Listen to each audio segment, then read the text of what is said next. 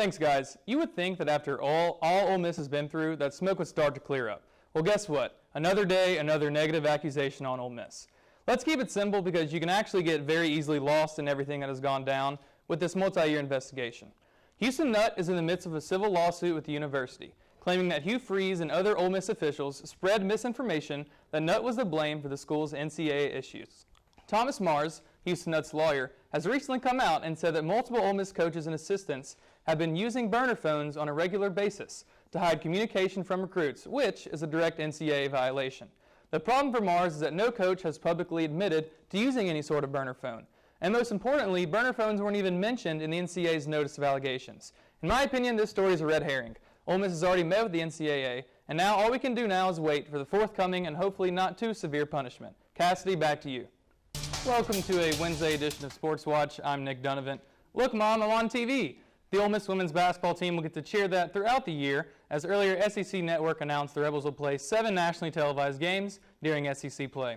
Ole Miss will first appear on national TV on January 11th when they travel to Starkville to take on the Bulldogs. Ole Miss will be featured on SEC Network 6 times, while ESPNU will cover when Mississippi State comes to town on the 28th.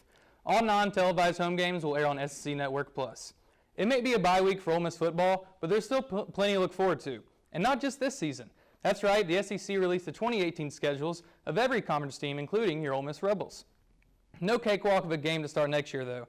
Ole Miss will face Texas Tech in Houston, and what will most definitely be a shootout. The Rebs won't get an extra week to prepare for Bama next year as they host a Tide in Week 3.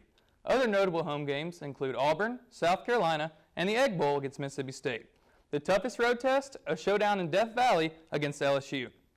Throwing it over to baseball, the Yankees are in a tight race for the top spot in the AL East as they took on the Minnesota Twins earlier today. In the third inning, bases loaded for George Polanco as this base hit gets right in between 2 Yankee defenders, and he will take a 3-0 lead. Later on, if that lead wouldn't last too long, in the bottom of the inning, look at that big picture Bartolo Colon. He's so fun to watch, but he's not really having any fun right now because he just allowed a 2-run homer from Aaron Judge. And we're still in the third inning. Gary Sanchez hits a solo home run, and just like that, it's all tied up. Yeah, you might as well stop, guy. You're not going to catch that one. The following inning, Greg Bird doubles with a sharp right line drive to take the lead. To 5-3, and the Yankees would really never look back from that point. To the 6th we go. It's Didi Gregorius. Ooh, it's going. Yep, that ball is never coming back in the stadium.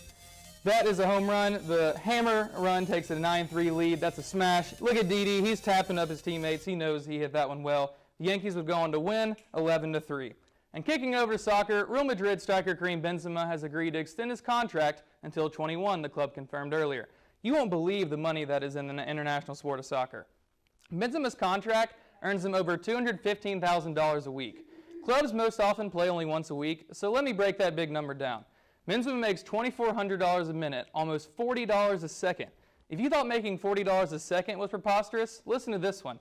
His buyout clause, $1.3 billion with a B. If Real Madrid was a country, they would have a higher net worth than 30 other countries.